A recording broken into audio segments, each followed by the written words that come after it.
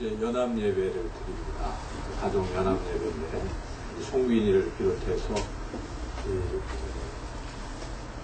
도연이, 또 혜니, 또 흥빈이 이렇게 해수, 중고, 어린이 학생들 다 함께 참여하고 가족들이 함께 나와서 예배를 드려서 참으로 기쁘고 또 하나님께서 영광 받으신 줄로 믿습니다.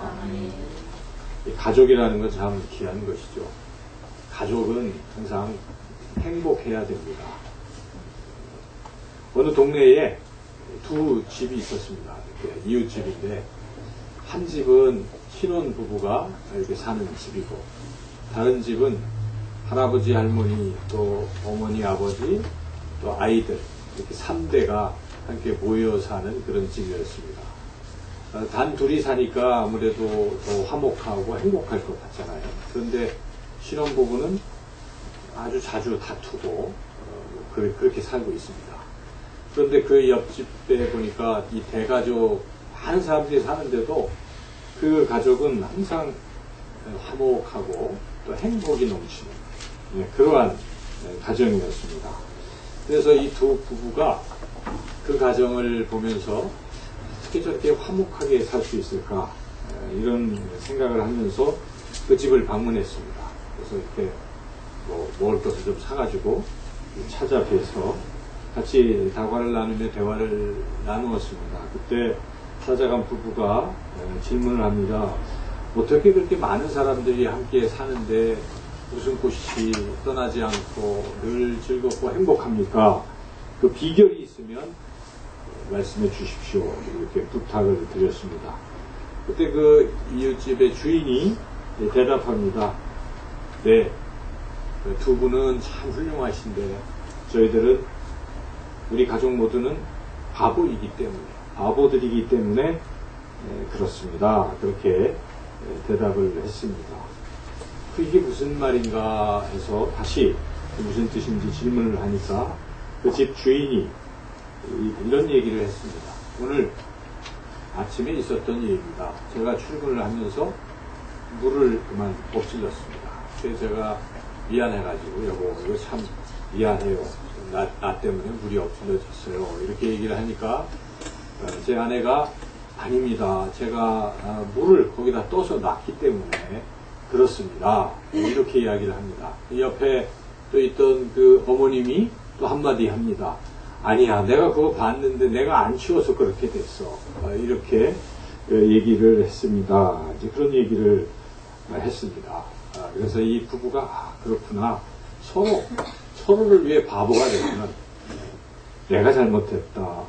그러면 더 이상 싸움이 없겠구나. 이제 이런 생각을 하고 또 부부가 행복하게 살았다는 그런 이야기가 있습니다.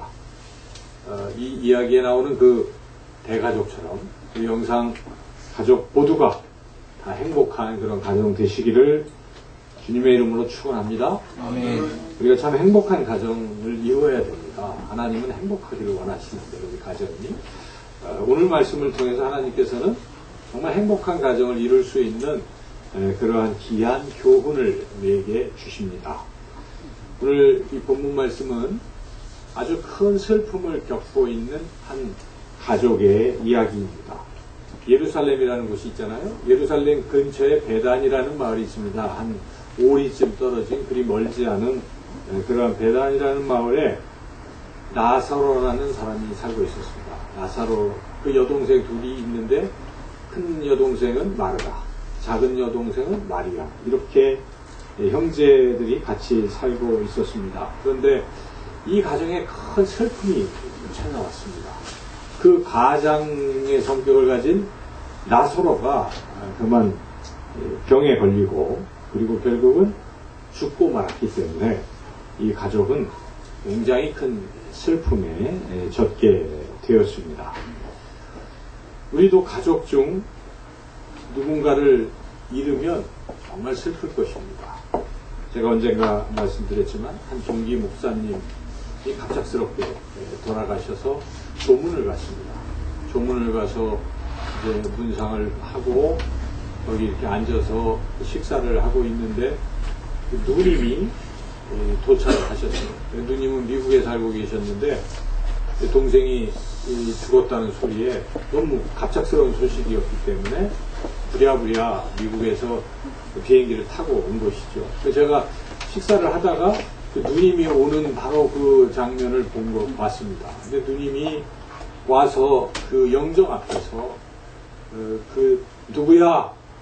누나가 해준 게 아무것도 없는데 하면서 엉엉 울고 통곡을 하는 그 소리를 제가 들었습니다.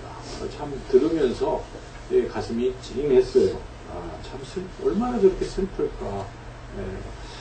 우리가 누군가 가족을 잃게 된다면 참 큰 슬픔일 것입니다. 우리는 벌써 이제 1년이 지났죠. 1년 한 달쯤 지났는데 세월호의 그 슬픔, 아픔을 아직도 기억하고 있습니다. 그때 아직도 생생하게 기억을 하고 있는데 그 당사자들이 그 부모님의 마음은 어떻겠습니까? 그 유가족들의 마음은 어떻겠습니까? 수학여행 간다고 즐겁게 갔던 아이들이 그 차가운 바닷물 속에 빠져 죽고 그 죽음으로 돌아왔을 때 그 부모의 마음은 정말 찢어지게 아플 것입니다. 이렇게 누군가 먼저 떠나보낸다는 것은 그 가정에 있어서 가장 큰 충격이요 슬픔일 것입니다. 이렇게 이 세상을 떠나는 것도 큰 슬픔인데 그거보다는 좀 덜하겠지만 비록 이 세상을 떠나지 않았을지라도 가족이 피차간에 서로 이별한다는 것은 그것도 역시 큰 슬픔일 것입니다. 얼마 전에 여러분들 보셨지만 국제시장이라는 그 영화에서 지금도 기억이 나는데 그 흥남부두에서 같이 배 타고 가다가 막내딸이 없어가지고 아버지가 또 다시 내려가서 막내딸 찾다가 그 아버지는 결국 배에 타지 못하고 생이별을 하는 그 장면이 아직도 생생한데 그때 그 아들이 얼마나 절규하는지 그것이 아직도 눈에 생생합니다. 그렇게 가족이 서로 이별한다는 것도 큰 슬픔일 것입니다. 지금도 남북 이산 가족 그 슬픔은 계속 되고 있습니다.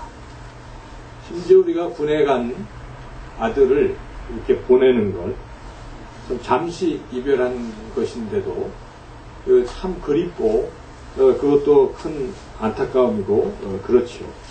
또 이제 군에 입대한다 아들이 그렇게 생각할 때 또 역시 마음이 착잡할 것입니다. 아들뿐만 아니라 딸도 또 시집 가잖아요. 출가하잖아요. 물론 그래도 보고 그러지만 그래도 같이 살던 또 자식이 결혼을 한다는 것도 이것 역시 그러한 이별도 우리에게는 슬픔이나 아픔 또 안타까움으로 다가올 것입니다.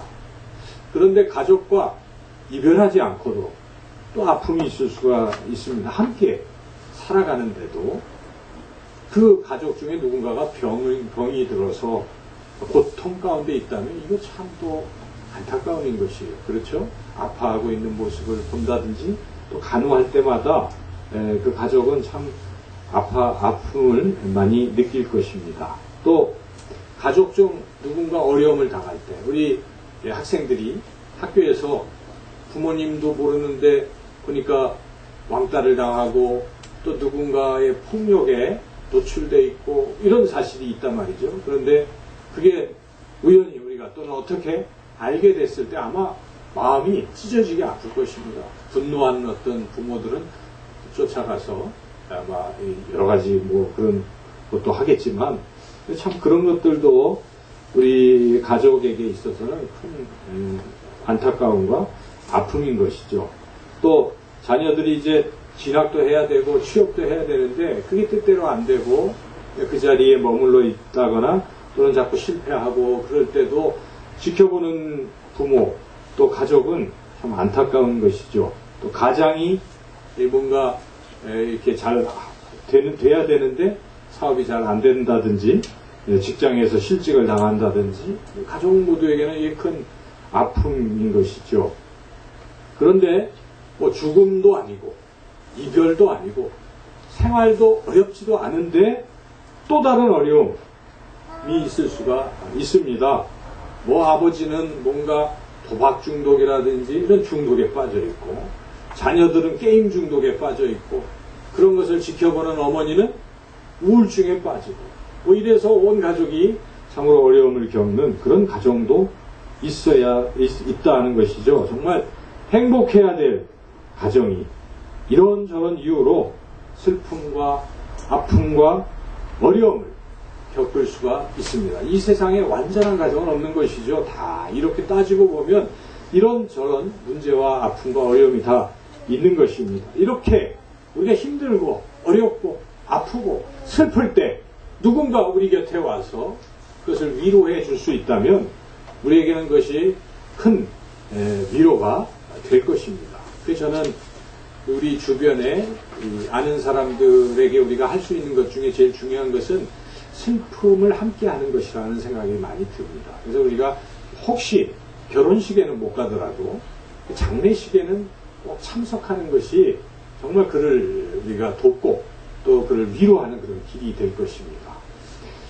가족의 아픔, 그런 슬픔, 어려움, 그러한 것에 대해서 그 누구보다 가슴 아파하는, 슬퍼하시는 그런 분이 계십니다. 그분이 바로 우리 예수님이신 줄로 믿습니다. 오늘 본문을 보면 우리 예수님은 눈물을 흘리고 계십니다. 예수님도 눈물을 흘리시는가? 이런 처음 듣는 이런 이야기다 이렇게 생각할 수 있는 우리 사람들도 있겠지만은 예수님이 눈물을 흘리시는 거예요. 오늘 우리가 읽었지만 다시 한번 읽겠습니다. 11장 35절 말씀 같이 읽겠습니다. 시작. 예수께서 눈물을 흘리시더라. 그렇죠. 예수님이 눈물을 흘리시는 거예요. 예수님이 왜 눈물을 흘리셨을까요? 예수님께서 왜 눈물을 흘리셨을까? 나사로가 죽어서 슬퍼하시는 것일까? 왜 눈물을 흘리셨을까? 성경은 왜 눈물을 흘리셨는지 그 이유를 또 말씀해 주고 있습니다. 그 위에 33절 말씀도 같이 한번 읽겠습니다. 예수께서 그가 우는 것과 또 함께 온 유대인들이 우는 것을 보시고 심령에 비통히 여기시고 불쌍히 여기사 그리고 눈물을 흘리셨다. 이렇게 성경은 증언하고 있습니다. 무엇을 말하고 있는 것입니까? 지금 예수님은 나사로가 죽은 것 때문에 슬퍼하는 게 아닙니다. 왜냐하면 예수님은 나사로가 죽을 것을 다 아셨어요. 그리고 그 전에 앞에서 쭉 읽어보면 이 여동생 둘이서 예수님이 그 근처에 오셨다는 소식을 듣고 사람들을 보냅니다. 예수님, 오빠 나사로가 지금 죽어가고 있어요. 제발 오셔서 고쳐주세요. 그렇게 예수님을 초청했단 말이죠. 그런데 예수님께서 어떻게 하셨습니까? 예수님이 안 가시는 거예요. 이틀 동안 더 거기 그냥 눌러 계시는 거예요.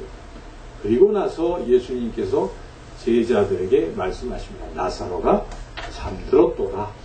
이제 깨우러 가야 하겠다라고 말씀하신 것입니다. 잠들었다는 것은 육체적인 죽음을 말하는 것입니다. 예수님이 다시 살리시겠다는 것입니다. 그것을 볼 때 예수님은 이미 알고 계신 것입니다. 나사로가 또 심지어 다른 표현을 하자면 나사로가 죽기까지 기다리고 있는 것이죠. 그리고 죽음 뒤에 예수님이 그를 살리시는 거 아니겠습니까? 그리고 우리가 이 본문을 자세히 정확하게 묵상을 해본다면 예수님이 지금 슬퍼하시는 이유는 나사로 죽은 것 때문에 슬퍼하시는 게 아니라는 것입니다. 오늘 본문을 우리가 읽었지만 뭐 때문에 슬퍼하십니까? 우는 그런 모습을 보고 예수님이 슬퍼하셨습니다. 마리아가 오빠가 죽었다고 눈물을 흘리고 또 옆에 같은 지인들이 나사로가 죽었다고 유대인들이 우는 것을 주님께서 보시고 눈물을 흘리셨다는 것입니다. 이것이 무엇을 의미하는 것입니까? 우리 예수님께서는 우리가 슬퍼하시는 것을 보면 슬퍼하신다는 것입니다. 우리가 아파하는 것을 보면 아파하신다는 것입니다. 우리가 눈물을 흘릴 때 주님도 우리 곁에서 함께 눈물을 흘리시는 그러한 분이시라 하는 것입니다. 우리 예수님이 그렇게 마음이 약하신 분이십니다. 누가 참 불쌍할 때 보면은요, 우리 예수님은 굉장히 불쌍히 여기시는 거예요. 성경을 자세히 보면 우리는 어렵지 않게 우리 예수님이 불쌍한 사람 보고 굉장히 불쌍해 하신다는 것을 깨달을 수가 있습니다. 누가복음 7장에 보면 이런 이야기가 있습니다. 비슷한 이야기인데 거기는 한 나인성의 과부가 하나밖에 없는 외아들을 잃었습니다. 그래서 그 외아들을 장례를 치르고 있습니다. 온 사람들이 함께 장례를 치를 때 그 어머니의 마음이 어땠겠습니까? 젊은 아들을 보내는 어머니의 마음이 아마 처절했을 것입니다. 아마 그 상여를 나가면서 울고 있었을 것입니다. 그때 예수님께서 그 상여를 보시고 가던 길을 멈추게 하시고 그에게 다가가셔서 말씀하셨습니다. 누가복음 7장 13절에서 주께서 과부를 보시고 불쌍히 여기사 울지 말라 하시고 우는 모습에 주님이 불쌍히 여기시는 것입니다. 그리고 예수님은 병들어 아파하는 사람들을 보실 때마다 불쌍히 여기십니다. 아픈 사람 볼 때 예수님 불쌍히 여기시는 것입니다. 성경에 보면 이런 말씀이 있습니다. 마태복음 14장 14절에 예수께서 나오사 큰 무리를 보시고 불쌍히 여기사 그 중에 있는 병자를 고쳐 주십니다. 큰 무리가 왜 왔겠습니까? 병자들이라서 아파서 주님 고쳐주실 것을 생각하고 나오는 것입니다. 주님이 왜 고쳐주십니까? 물론 믿음 때문에도 고쳐주고 그러지만 가장 큰 이유는 무엇입니까? 불쌍하기 때문에. 얼마나 아파서 저렇게 고통 속에 있을까? 우리는 요한복음을 통해서 이미 앞에서 38년 된 병자를 주님께서 고쳐주신 이야기를 들었습니다. 많은 병자들이 있었지만 가장 불쌍한 사람은 38년 된 병자입니다. 그는 아무도 도와줄 수가 없어서 그 물속에 들어갈 수가 없지 않습니까? 그렇습니다. 주님의 관심은 가장 불쌍한 사람들에게 있는 것입니다. 우리는 세상에 잘 나가는 사람들에게 더 관심을 둘지 몰라도 주님은 우리 가운데 가장 불쌍한 사람에게 관심을 두시고 그를 불쌍히 여기시는 줄로 믿습니다. 성경을 또 보면은 예수님 또 맹인들이 두 사람이 막 예수님 앞에 달려 나오는 것입니다. 고쳐달라고 우리를 불쌍히 여겨달라고 부르짖을 때에 우리 예수님께서 가던 길을 멈추시고 그들을 고쳐주십니다. 마태복음 20장 34절에 예수께서 불쌍히 여기사 그들의 눈을 만지시니 곧 보게 되어 그들이 예수를 따르니라. 불쌍히 여기시기 때문에 치료해 주신다는 것입니다. 마가복음에도 첫 번째 장면에 이런 장면이 있습니다. 한 나병 환자가 있었습니다. 당시에 나병 환자는 그는 아주 나쁜 그런 병으로 사람들이 상대도 안 하고 격리시키고 큰 죄를 저질러서 나병 환자가 되었다 이렇게 생각하는 그런 질병이죠.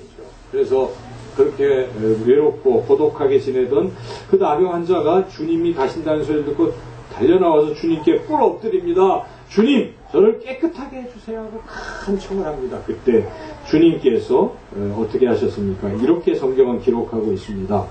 마가복음 1장 41절에 예수께서 불쌍히 여기사 손을 내밀어 그에게 대시며 이르시되 내가 원하노니 깨끗함을 받으라. 불쌍해서 고쳐주신 것입니다. 그를 불쌍히 여기셔서 고쳐주셨습니다.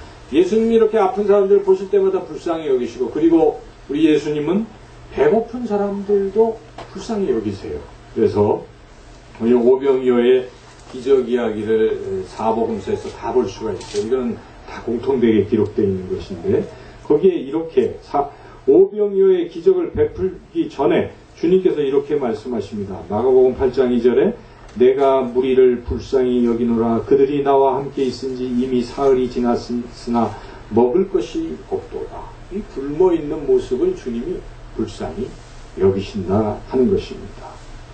우리가 먹을 것이 없어서 경제적으로 어려울 때, 또 육신이 아파서 힘들어할 때에, 또 가정이 이런저런 문제로 너무나 복잡하고 또 상처받고 어려움 속에 있어서 우리가 깊이 탄식하고 있고 또는 울고 있을 때 바로 우리 주님이 우리의 그러한 모습을 보시고 우리 곁에서 함께 우시고 또 함께 아파하고 함께 슬퍼하시는 줄로 믿습니다. 네. 여러분 부모님들이요 자식이 아파하는데 희희낙낙하는 부모님은 아무도 없어요. 그렇죠? 여러분의 자녀들이 아파하면요 여러분 부모님들은 더 아파하시죠. 도연이가 아프면 엄마가 더 아파하겠죠. 아빠도 아파하고 그렇죠. 그런 거예요. 이렇게 자녀들이 슬퍼할 때 슬퍼하지 않는 부모가 어디 있겠습니까? 하물며 우리 하나님 아버지께서 그리고 우리를 위해서 그 짓밟힌 장미처럼 그 고통당하신 우리 예수님께서 우리가 아파할 때 아파하시지 않겠습니까? 우리는 늘 기억해야 됩니다. 내가 너무 힘들고 어렵고 할 때마다 뭘 기억해야 되겠습니까? 그러나 내가 아파할 때 주님 더 아파하시고 내가 눈물을 흘릴 때 주님도 눈물을 흘리고 계시다. 이 사실을 여러분 잊지 마시고 어떤 경우에서도 예수님을 바라보고 나아가시기를 축원합니다. 우리 예수님은 아파하시는 것으로 그치시는 분이 아니십니다. 아파하실 뿐만 아니라 그 아픔을 사지게 하시는 줄로 믿습니다. 오늘 본문을 보십시오. 눈물을 흘리셨어요. 예수님께서 흘리신 걸로 그친 게 아니잖아요. 예수님은 눈물을 흘리신 후에 무덤으로 가셨습니다. 무덤에 보니까 무덤에 돌이 딱 가로막혀 있는 거예요. 예수님이 어떻게 하십니까? 사람들에게 돌을 치워라. 돌을 치우려고 하는데 저 치우고 있는데 옆에 있던 마르다가 뭐라고 얘기합니까? 마르다입니까? 마리아입니까? 마르다가 옆에 있던 마르다가 이야기합니다. 그 벌써 오빠는 나흘 동안 거기 있었기 때문에 이제 썩은 냄새가 나는데 왜 그렇게 하십니까? 지금 마르다는 예수님이 살려줄 걸 전혀 생각도 못하고 있는 그런 상태에 놓여 있죠. 앞에서 예수님 분명히 말씀하셨고 나를 믿으면 죽어도 살겠고 죽어서 살아서 믿으면 영원히 살 것이다. 이런 말씀 다 하셨는데도 이 마르다는 그 얘기 지금 잊어버렸거나 믿지 않고 그냥 있는 거예요. 그래서 아이고 시신 냄새가 나는데 뭐 하시려고 그러십니까? 하고 그렇게 할 때 그러나 예수님이 그 마르다에게 뭐라고 말씀하십니까? 믿기만 하면 하나님의 영광을 볼 것이다. 이렇게 믿음을 요구하시고 그리고 나사로야 하나님 앞에 기도하시고 나사로야 해서 그 죽었던 나사로를 살려내신 것입니다. 죽어서 슬퍼했던 그 가정의 슬픔을 우리 주님께서 없애주신 줄로 믿습니다. 주님은 능력이 무한하신 분이십니다. 오늘 본문을 통해서 우리가 깨닫게 되는 것은 우리 예수님은 죽은 자도 살리신 것입니다. 여러분 죽은 자를 살리는 거 이 세상에 있을 수 없지 않겠습니까? 그런데 예수님은 죽은 자도 살리셨습니다. 예수님이 못하실 일은 전혀 없는 것입니다. 예수님이 행하시면 그 어떤 문제도 아픔도 어려움도 다 이겨내게 될 줄로 믿습니다. 그런데 왜 우리 가족은 문제가 여전히 있단 말인가? 왜 이 어려움이 계속 있는가? 왜 해결되지 않고 있는가? 혹시 그런 생각이 든다면 그 이유가 무엇이겠습니까? 그 이유는 딱 한 가지입니다. 예수님이 무능해서 그런 것이 아닙니다.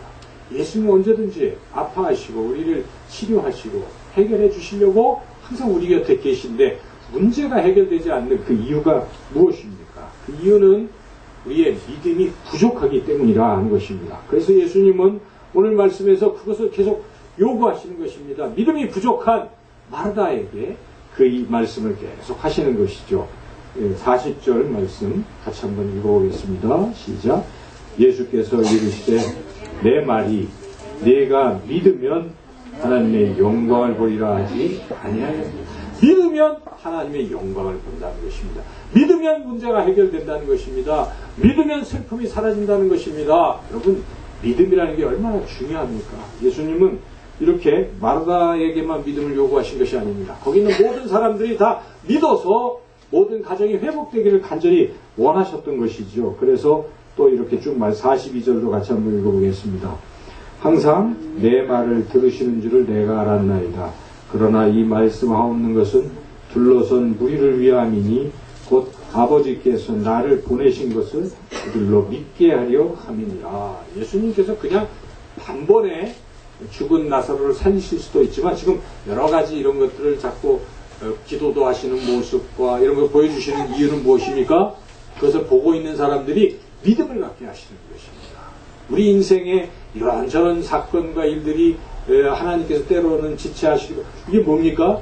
우리에게 보여주시고 우리가 믿음을 갖게 하시려고 때로는 시련도 우리에게 오는 것입니다. 여러분 시련이 없으면 하나님에 대한 믿음도 없는 거예요. 그렇지 않습니까? 시련이 있을 때 하나님을 찾게 되고 믿음으로 기도할 때에 문제가 해결될 때 하나님은 과연 살아계십니다. 우리가 그렇게 간증하고 고백하지 않습니까? 그래서 우리의 믿음이 생기는 것입니다. 하나님 그것을 원하시기 때문에 그러시는 것입니다. 그래서 하나님이 우리에게 원하시고 가장 기뻐하시고 요구하시는 건 무엇이겠습니까? 믿음입니다. 믿음. 무엇을 믿는다는 것입니까? 오늘 42절 말씀에 예수님이 누구라는 걸 믿으라는 것입니까? 하나님 아버지께서 보내신 분이시라는 것입니다. 하나님 아버지께서 보내신 하나님의 아들이신 것을 믿으라는 것입니다. 하나님의 아들로서 하나님처럼 우주 만물을 만드시고 모든 것을 다 하실 수 있는 전능하신 분이시라는 것을 믿으라는 것입니다. 그것을 믿을 때에 하나님의 놀라운 역사, 하나님의 영광을 경험할 것이라고 예수님 말씀하십니다. 복음서를 읽어보십시오. 계속 요구하는 게 무엇입니까? 요한복음에서 요구하는 것은 무엇입니까? 우리에게 요구하는 건 다른 게 아닙니다. 믿음이라는 두 글자입니다. 믿으라, 믿으라. 그러나 하도 안 믿으니까 이렇게 여러 가지 말씀도 해주시고 계속 사실 6장 보면 또 비슷해요. 5장과 4장과 계속 비슷한데도 반복이 되는 것은 믿음이 그만큼 없다는 것입니다. 우리가 설교를 들을 때 계속 믿으라는 소리를 수없이 듣는 이유는 무엇입니까? 우리가 여전히 믿음이 그렇게 큰 것이 아니기 때문에 우리의 믿음은 성장해야 되기 때문에 하나님 말씀을 자꾸 듣는 것입니다. 오늘 말씀을 통해 믿음이 놀라운 역사를 일으키신다는 것을 믿으시기를 축원합니다. 그래서 믿음은 하나님을 기쁘시게 하는 것이요 하나님의 역사를 이루는 것입니다.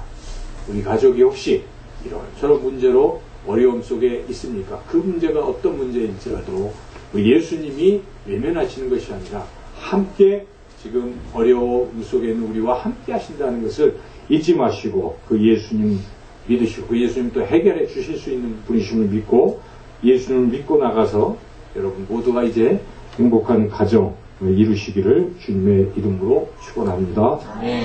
기도하겠습니다. 좋으신 하나님 감사합니다. 예수님이 없다면 우리는 어려운 가정 형편과 또 여러 슬픔 그 모든 것들 이겨내지 못하고 좌절하고 낭망할 터이지만 그러나 예수님이 우리를 보시고 아파하시고 또 염려하시며 또 우리와 함께 하시기에 우리는 그 예수님을 믿고 전능하신 예수님 하나님의 아들이신 예수님께서 내 모든 문제 해결해 주시고 우리 가정의 문제 해결해 주실 줄 믿고 우리가 믿음으로 기도함으로 나아가서 우리 영상의 교우들이 이제 앞으로 사는 날 동안 하나님이 역사하신 부분들을 간증하고 행복한 가정을 이루어가며 살아갈 수 있도록 은혜를 베풀어 주시옵소서. 예수님의 이름으로 기도하옵나이다. 아멘.